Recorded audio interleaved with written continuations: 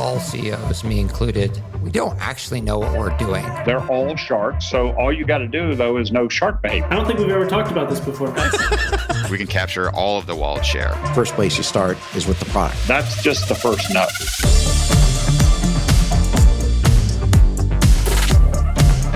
This is the Capital Stack.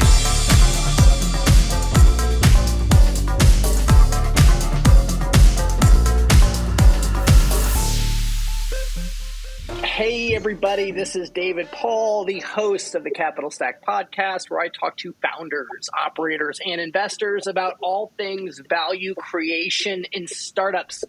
Today I am talking to Mat Ellis, who is the founder and CEO of SixtyAI, which just recently came out of stealth at the end of June.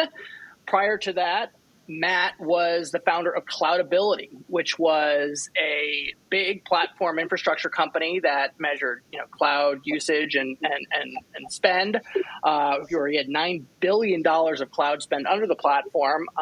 It was acquired, and it was raised $37 million by Founders Fund and what was the other one? You had another big guy. Foundry. Yeah. And then before that, you were doing, some tech turnarounds and, had an experience just being a technologist. I guess I want to start, Matt, with I've done some work on you, and I feel like you are, playing this British card thing, like, really hard, like, about the tea. So, like, tell us, like, how much advantage you take of that over people. Well, the funny thing is that when I came to the States, people would make fun of my accent. And that meant that they saw me as one of you.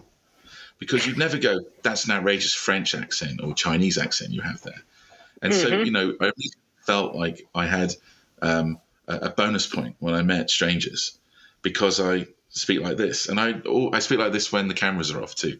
I've been here over 20 years, and I just am, this way. So, it definitely helps, and I'm very grateful for it. Everyone thinks people I'm smarter than I am. Yeah, people love a British accent.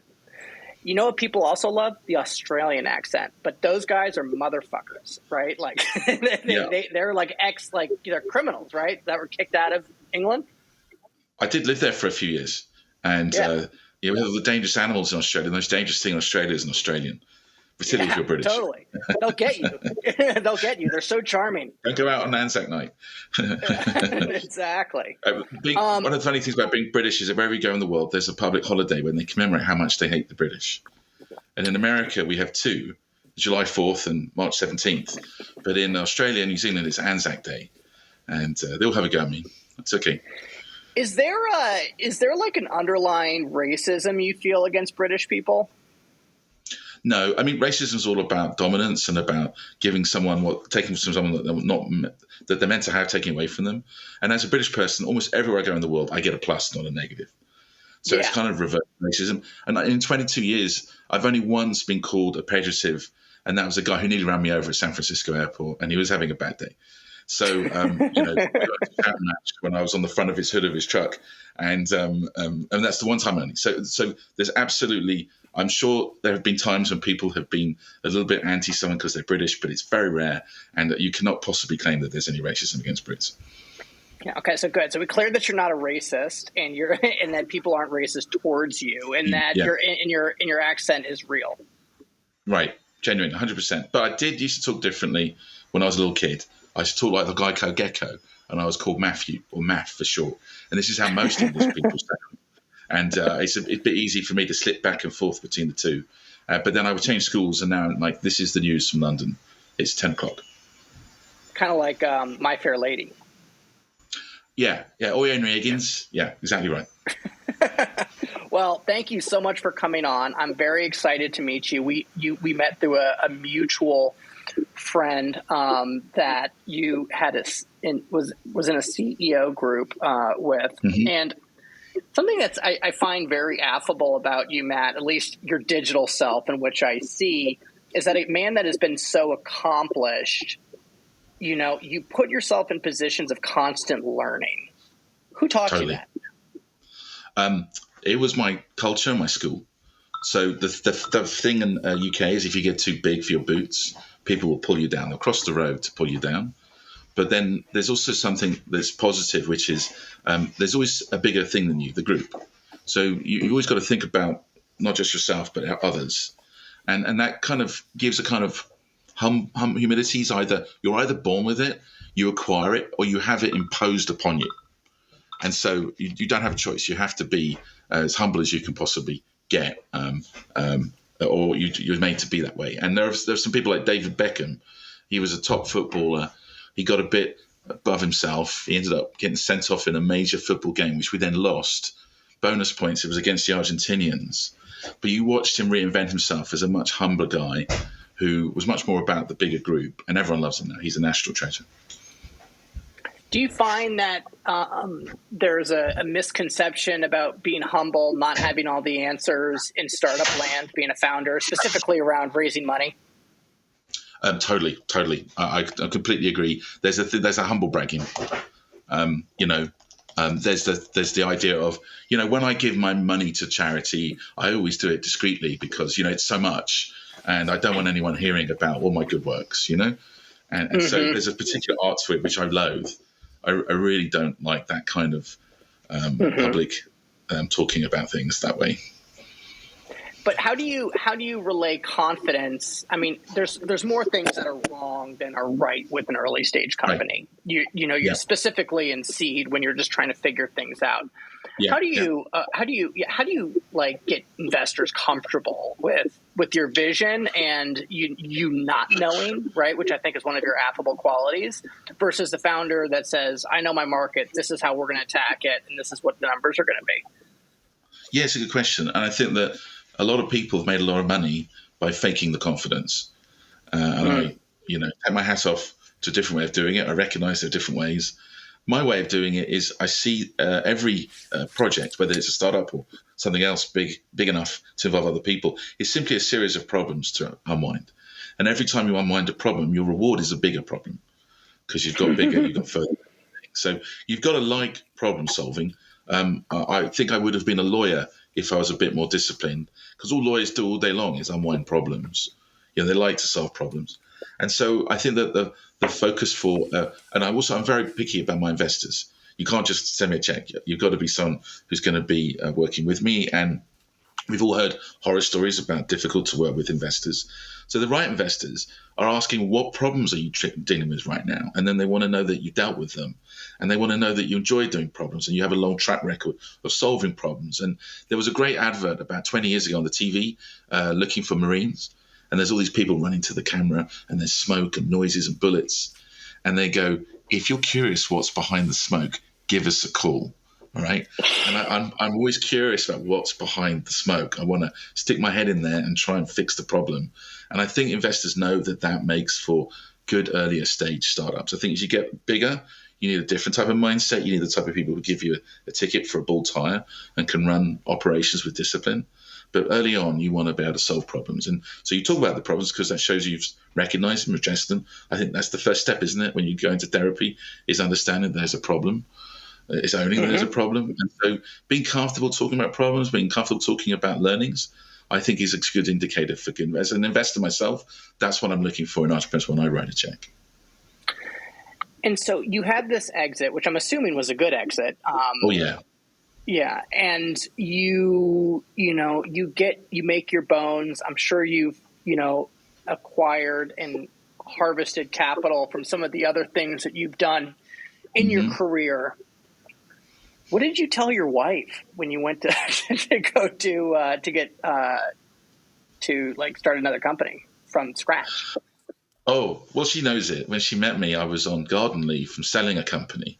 And I'd had 6 months of paid leave. In the UK, you can't be subject to a non-compete. So you do a handshake agreement to go off on holiday for 6 months. It's literally called gardening leave in your employment contract. And in reference checks, they go, has he ever violated a garden leave clause? And so I'm on fishing tour for 6 months when I met her. So she's never known me in any other way. And frankly, I stayed home a bit longer than I'm used to because of COVID and the children. And I think she got fed up with having me around the house. I think she's glad I'm back out on the road and working. Do you think like your work? I mean, I find this. I had another big time founder exited company, and he started. There's something about there's the founder that says I would never do something from scratch again, and then there's the founder that says like, yeah, no, I'm going to have to do this whole thing from scratch. Like, how do you think about that split? Yeah, I spent a while in therapy making sure I wasn't being compulsive. All right, like there's when all you've got is a hammer, screws are stupid. So I looked at coaching, I looked at investing, I looked at starting up a fund. I'm a huge believer in education, so I looked at just retiring and raising money to give to education. And it's funny because I started this company as a way of generating some cash flow because I felt like you need to earn a living, not just sitting back and live off your savings. It just felt like a bad idea to do that. And when we looked at it, it turned out that we had what we think is going to be a bigger company. And that needed the capital. And so it was really kind of almost like natural consequences. To do this kind of play at this kind of time, it's going to work much better with $25 to $50 million. And I know how to do that. So we did it. And I'm enjoying it. It's really interesting. I'm older. I'm not as energetic. I know the shape of the problems ahead of us. So you kind of flinch getting ready to run into the player. If you've done rugby or American football, the first tackle is always the easiest. And yet I'm really enjoying myself. And, last week we were in New York. We were doing a session with all the creative sites. We had all the best creative people we could afford around the table. And we hit on this thing. And I just had this shivers go down my back. It felt like we got our goal. I felt like we scored a goal.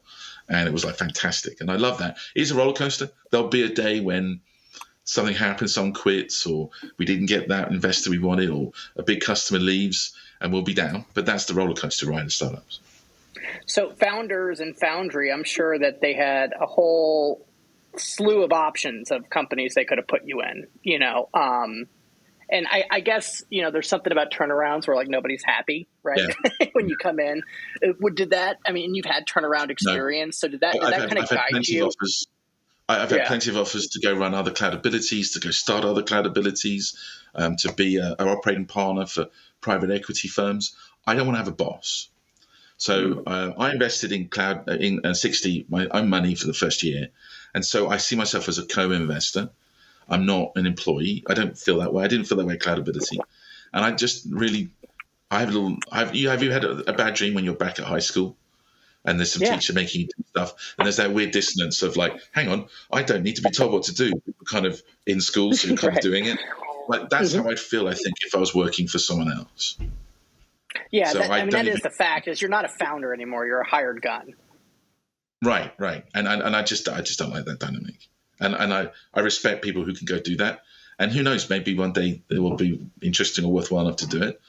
But I don't work for money. I work for outcomes. And, if you told me I could cure world hunger but make $1 or make $100 million but do something pointless, I think I'd go cure world hunger. I really do work for the outcome, and the money is a great bonus and necessary for certain standard of living, but it's not like the reason why you're doing it. So I love what you said about fact checking yourself to making sure, you weren't being compulsive, starting another company, going down this road. I mean, having that self-awareness is so key. And it kind of like resonates a lot, I think, to your character in building 60AI for the problem that you're trying to solve, which is like, are we thinking or are we reacting to life, right? And I would love to, for you to unpack a little bit about what Cloudability was and who you sold it to, and then kind of transition it, because this is like a totally different customer and problem and, technology. And so I'd love for you to kind of tell that story about the end of Cloudability and the beginning of 60AI. The thread is performance, it's waste. It's like just getting the most out of things. I hate seeing the waste in people particularly, but even just wasting money or food. And so, in the 90s, I was doing big tech for big co's. This wave of productivity as we moved on to Wintel.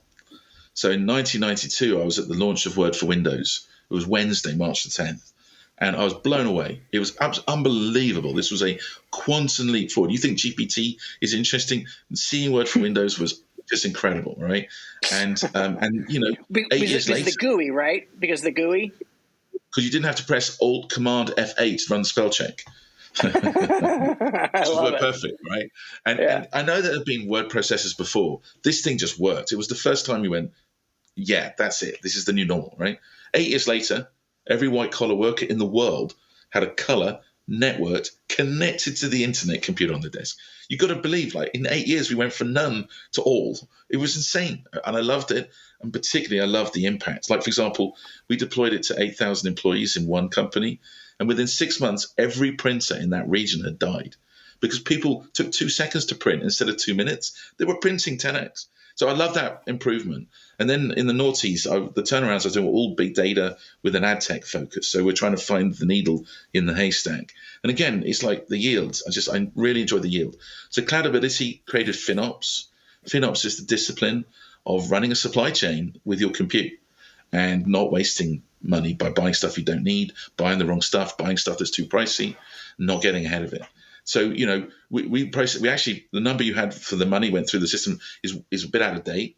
I mean, we saved our customers $9 billion by the time I left the company. Wow. Oh, yeah, wow. And I knew it, and it's grown massively in the hands of the new owners to the point where IBM bought them for $4.6 billion a few weeks ago. So it was really cool. You'd be riding in an Uber, or you'd be booking an Airbnb, or you'd be tweeting. You're like, these guys used our software at one point or the other, you know? And it was just so cool to be in so many things where you could see a real improvement in the yield. So this is no different to me. This is about helping humans be better humans, which is like, I try and be that way myself. It's like every day you can learn something. There's something you didn't know until today. And so you were trying to help with 60, we're trying to help people do the things that humans are good at and take on the things that computers are good at with your productivity software.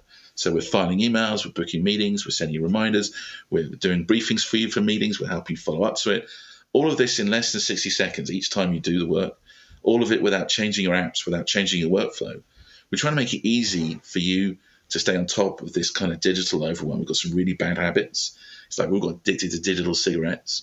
And we're trying to help people live a slightly healthier lifestyle so they feel a bit less overwhelmed and they can spend more time with humans and with each other and less time doing all that gerbil hamster wheel type thing with, you know, every email comes in has got to have an answer and every meeting's got to do this and that. Just make that much easier for people. Take back your time. Yeah. Call it. Well, I mean, it's such a noble cause. I think everybody understands and appreciates the dangers of screen time and how disassociative it actually is. You know, I mean, I feel like it's you're fighting a monster that is so big. Right. That has billions and trillions of dollars of market cap that is specifically designed to make this device extremely addictive. Right. Yeah. I mean, that's who you're trying to fight. So we're not going to take on your TikTok addiction, all right? If we save you some time in your work and you choose to spend more time looking at short videos, that's another problem. That's a different problem. What we're talking about is the work you're being forced to do that you don't like doing. That's done because we build productivity tools like this. Here's a feature. If people use it more, that's successful. But hang on. Pressing a button on a computer, printing another document, sending another email doesn't equate to more productivity. Okay. Correct. And so like you're right. You're not a screen time guard. You're helping automate a lot of, you know, you're trying to liberate. I get you're trying to liberate from that tyranny, the mundane your inbox. Stuff. Yeah, the mundane. Like imagine if you had a highly trained human with an infinite memory. So every time you're in a meeting, before you go to the meeting, they know just how important this meeting is or isn't. They can help remind you to move on to it, or you can just hang around here a bit longer if you want to, because the next meeting is not too important. They can help you follow up to it. So you just talk into the phone, and it sorts out the to-dos and the follow-ups. And when you next go into the meeting, it brings back the notes from the last meeting and the to-dos and did they get done or not, and sends this stuff ahead of time so the people are primed. You know, does the research for you. Imagine if every time you went to a meeting, there's a full AI-generated briefing on the people you're meeting with, but only when you haven't seen these guys for a while. Like imagine if you talked to me in 6 months or 12 months. You got the update since the last meeting. Right. It's like being And the humans president. find this If you have easy an to do. agenda and a chief of staff prepping you on 15-minute Right. increments about what's happening. It's, Right. like, it's like House of Cards, where like literally like they have a guy walking Right. next to you telling you Right. exactly what to Right. what to But do and say instead, next. It's coming out of here. Like, for example, our interface, you can go into a Google. You don't have to have another app, right? But our interface is you can text us. You can send us an email. You can WhatsApp us. Because, frankly, you don't want to open an app, find a page, and press a button. You want to send plain English instructions to people. Correct. So we build it designed to be human compatible. And if we're successful, humans will use their email client less. Mm-hmm. Do you like? I want to put a pin in that, right? And I want to like go into like another like subsector, and I want to know what your thoughts on this, because you talk about like how often we get distracted and how that is a huge problem within that. Like, are we? And to your point, we're not as productive as we should be because we have so much information, right? And you have this technology, but don't you feel like the absence of the distraction? Like, I feel like, I mean, I took all the social apps off my phone, right? I'm close to getting email off my phone. I'm not there yet, right? And like, I get through stuff a lot quicker. So is the issue like the buttons and the workflows and the click-throughs, or is it kind of all these other like low-hanging, like dopamine, sensations that we use to kind of fill up our day? So I think you go into email or social because of the dopamine thing, okay? Mm-hmm. But that's led us to a place where every thought is written down and then it's tossed over the wall, and now it's your problem because it's in your inbox, all right? Mm. And so we got this overflow of like we've written. It's like if I have a system I've been practicing for 30 years, invented by, I think his name was Dave Bishop. He currently lives in Portland, where I am. It was a coincidence, but he said in the 1980s that technology is slicing up your time, and you'll no longer have 3 hours to focus on something. Okay, so I use GTD to write down anytime I have an idea. I've got to do something. I write it down. But GTD doesn't mean you get everything done on the list. It means you get the most important things done on the list. So I'll regularly clear out hundreds, even 1,000 to-do items that I never got round to doing because they never made the top of my list. All right.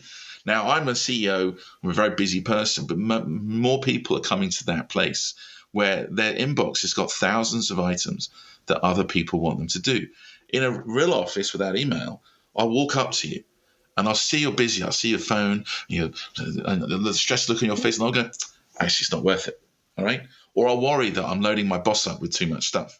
Now I just send an email. I don't even see, out of sight, out of mind. I can stop worrying about it. And if something went wrong, I can go, I've seen the email. You just didn't do anything about it, right? So we're tossing gold. It's like you're kind of task shifting, right? By like throwing shit over the wall. And then your boss comes and says, "Why haven't you done anything? Bobby sent you that thing. Why haven't you dealt with that yet?" So you've got to make these social judgments about, is this piece of work worth doing, or is it that? And the effective people, they can distinguish between urgent and important. Because I guarantee you, like, whilst we've been on this podcast, I've had 4 phone calls, 4 people who've decided to ring me instead of write me, all right? And I guarantee you that whatever it is they want, it's urgent for them and completely fucking unimportant to me. You know what you're doing you know what I'm doing when you ring me? 100% of the time, I'm doing something else, all right? So everything that comes in is urgent, all right? You've got to discern, is it important for you? Mm-hmm. And that's a social question as much as a factual question. It's like, if I say no, am I going to regret it in the future? Mm-hmm. Is it going to, what are the consequences for me, positive and negative, all right? For the group I'm in, all right? Is this a customer? Is this a future investor? And so we're helping people get that social twist, because you can look up all the past meetings. You can look up all the notes you've taken on these people, what problems they're facing. You can switch context between people much more easily because you've got this robot chief of staff whispering in your ear if they should be spoken to or not. So like, how you describe the product as positioning it as it like a virtual assistant like chief of staff. I look at it this is a personal and professional development coach, right? Like where you can actually you're actually learning on how to become a better executive based on algorithmically correct inputs, right, and measurable outputs. Right. And you know what? We all want to remember the barista's dog's name. We all want to remember, the mailman's wife has got sick and is she going to get better? All right. We just don't have a memory for that many people. Mm-hmm. So I've been practicing a manual version of this with a real human for a few years, where I'll just record that in my phone and Siobhan will write it down. And the next time I come up with that person, she'll do a briefing and there's the notes. All right. And it sounds a little fake that I'm writing it down and haven't remembered. But all I'm doing is using a computer to be more human. I'd love to remember your problems so that I can, if something comes up a way I can help you, then I'll call you and I'll let you know. And like one of the best business deals I've ever done, where we acqui-hired a company, the timing was so perfect. These people transformed our scalability. Literally the best business deal I've ever done was done because of an individual I didn't know very well, who he was aware of my problems because I was aware of his. So every time we checked in with each other, I would go, how's that thing going? All right. And that creates a natural obligation that if I'm looking out for your problems, you're going to look out for mine. He made the intro. We acquired these 4 amazing engineers and it transformed our ability to do things. It really took us in a new direction. And that's just one of many times when I have benefited because I'm thinking about other people's problems. But I can only do that because I've got a system to record those problems instead of as soon as I leave the meeting, balls off the top of my head, I'll never think about it again. That's so true, especially in the Zoom world. It's like when I talk to other investors, it's like, okay, you kind of they kind of remember like the stage I play at and where I'm from. They don't really remember anything else that we talked about. And I'm guilty of it too. Like I try to pick up on 1 or 2 little things, like little nuggets. But if I had something to say, like, oh, do you remember that when you talked about this and it was blah blah blah blah blah. It shows. I guess it's an intentionality compass. Right, totally. And that's the stance change, right? So you can be dragged behind your calendar, just rushing to do what the computer's telling you to do, or you can take a different stance and throw the computer over your shoulder and make it work for you, right? And then this is what happens when you begin to connect with people more deeply, more regularly. This thing starts to happen. You start to have this stack of thank you cards build up on your desk. Because people, you're the first person that day who actually gives a fuck about what this person is facing or doing or living.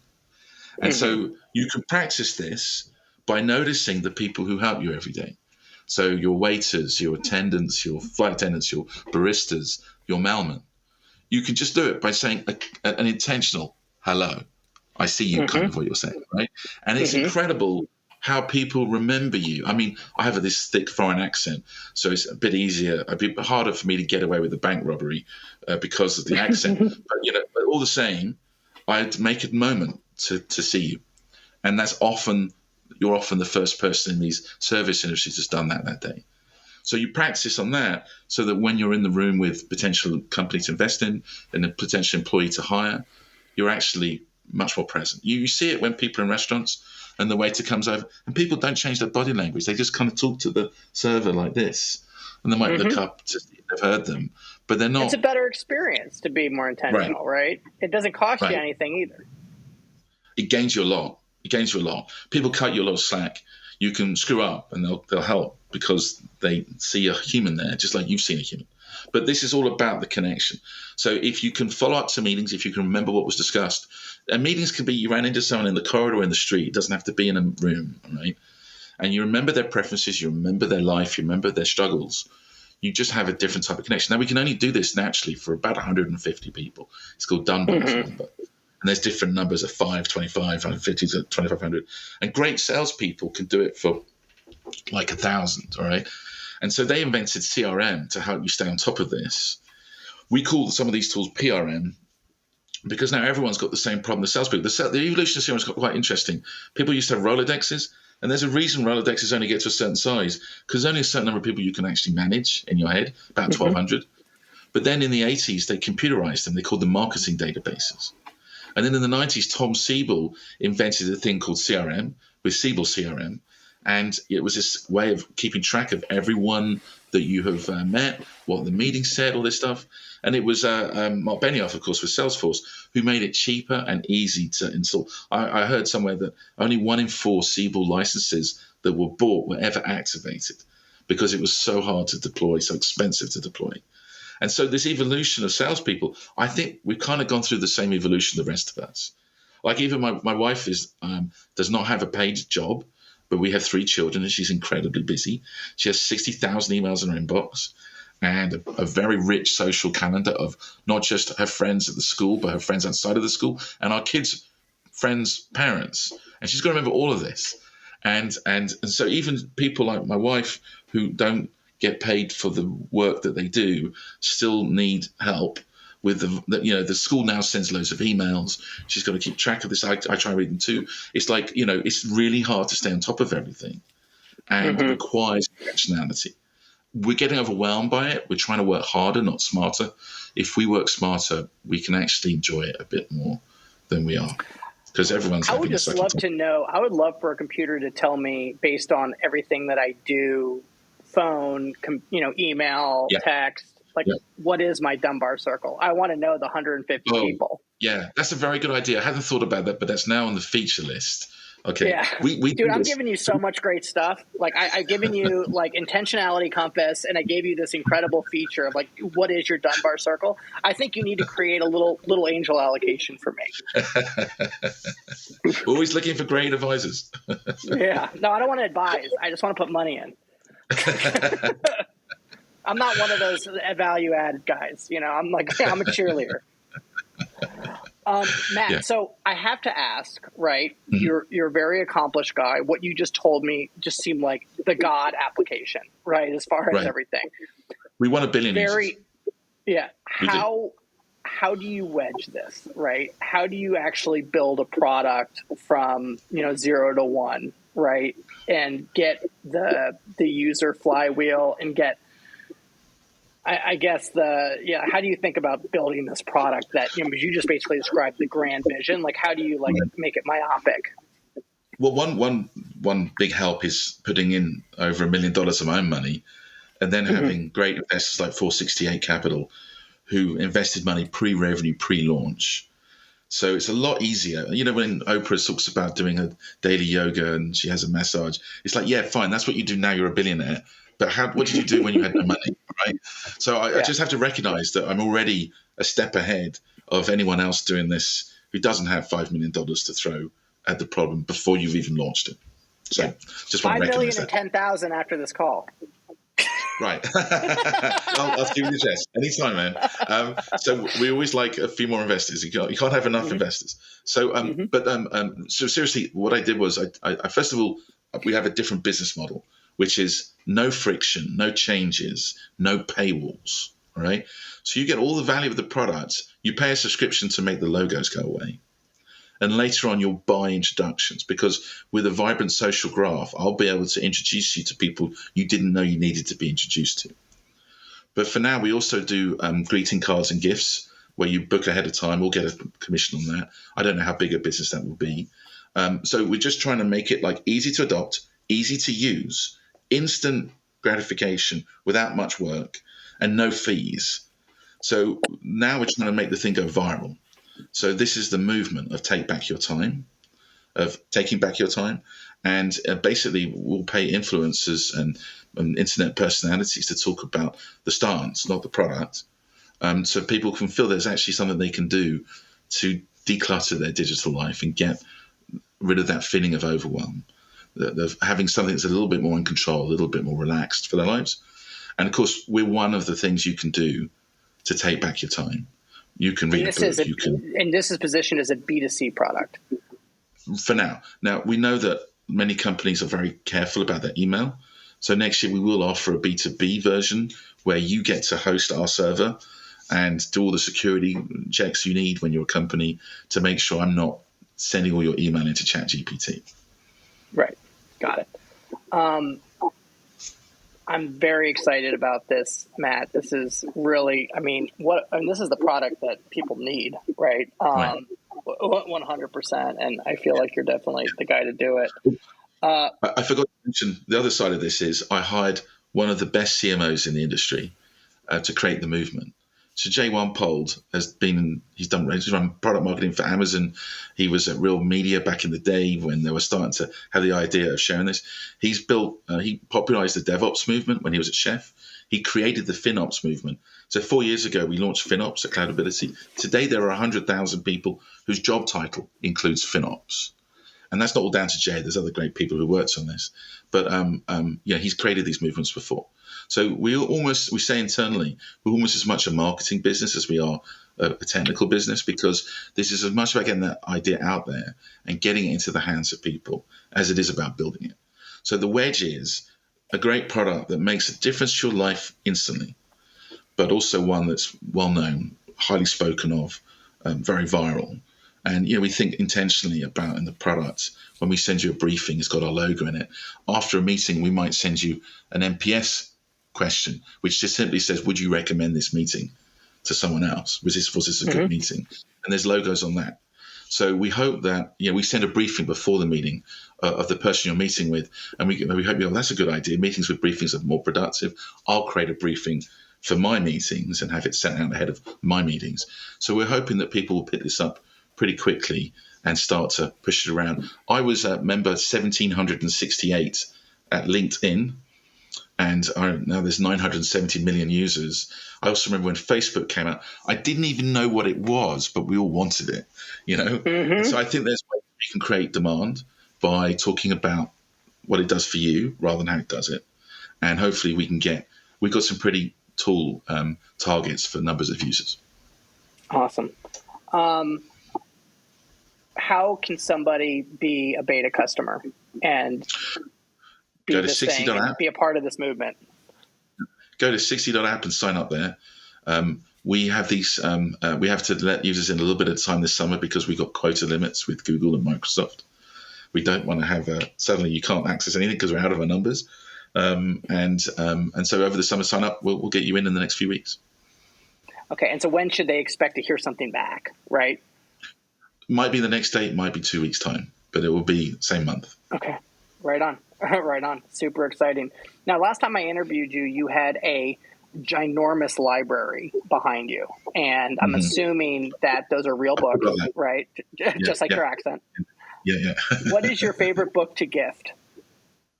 Parker. I've got a stack of them over here. I got it out of my head. Parker Palmer and it's a collection of stories called. I got given it by Jerry Colonna when I went on one of his boot camps, and Let Your Life Speak. Okay. So Parker Palmer was a great academic, and he had dreams of becoming the dean of a giant school, or whatever you call the head of a college, American college. And one day he realized he wasn't going to get there. And it caused this tremendous crisis of confidence in his life because he thought he was going this direction, and he one day woke up and realized he's not. And he spent 10 years in a deep depression and then came out and writes these inspirational books about radical candor and just learning to be yourself. And this Let Your Life Speak is a collection of short stories of his own life. They're all true, and they've got some real wisdom in them. So very, very the first book I give to anyone if they were saying, what do you really want to tell me? Mm-hmm. What's your favorite app to use for productivity now that 60AI is not currently up and running yet? Well, we work with all the apps. We don't make you change your app. So if you're a Superhuman user or a Spark user or an Outlook user, you keep that. We're not in the email client business. I like to use Spark. It's a Mac and iOS client. They're moving on to Windows soon. I like it because it integrates with my GTD apps. Nice. Awesome. Well, Matt, I am so enthused by you and your business, and I think it's awesome, and I am definitely going to be championing you and your movement because I think I can stand behind this as a person that is constantly disassociated, right? Like I'm constantly a slave to my phone and to my calendar, and my life suffers from it. Right. You know, right. and I've never heard anybody tell me that they wish they worked like that. That's old. That says like, I wish I, worked harder. They all say, I wish I spent more time with my family. I wish I was more present. I wish I was more aware. Right. Imagine if you could put your phone down in the evenings, knowing that your chief of staff is going to text you if something urgent pops up in your email. Mm-hmm. So, imagine you've got an out-of-office assistant that's intelligent, that when you go on vacation, tells different people different things based on how close you are to them. But then at evenings and weekends, if a colleague writes you, will auto-reply and go, I'll deal with this when I'm back in the office tomorrow at 10 or Monday at 10. Yeah. Now you can switch off your email without missing out. I'm calling it right now. I feel like you're going to solve this problem, but the new problem that we talked about, like this, is that people aren't going to know what to do with themselves. Well, no, I think the other problem is that we tend to want to do more. So when we get that time free, we just do more. All right. Yeah. But that's your choice. We're not here to judge. We're here to enable. And you can take a walk or you could do some more email. It's up to you. Got it. And we hope you take the walk. Yeah. Awesome. Thank you, everybody, for tuning in to the Capital Stack. Mat Ellis on LinkedIn, on Twitter, MAT1TELLIS, 60AI, where you can beta his product and be a part of his movement of getting your time back using learning language models with an A++ founder. We drop an episode every Tuesday, so please like it, subscribe, share with a friend, and tell people about 60AI because I got a feeling, I got a rumble in my tummy that this is going to be a big thing. So anyway, we will see you next week. Thank you. Bye-bye.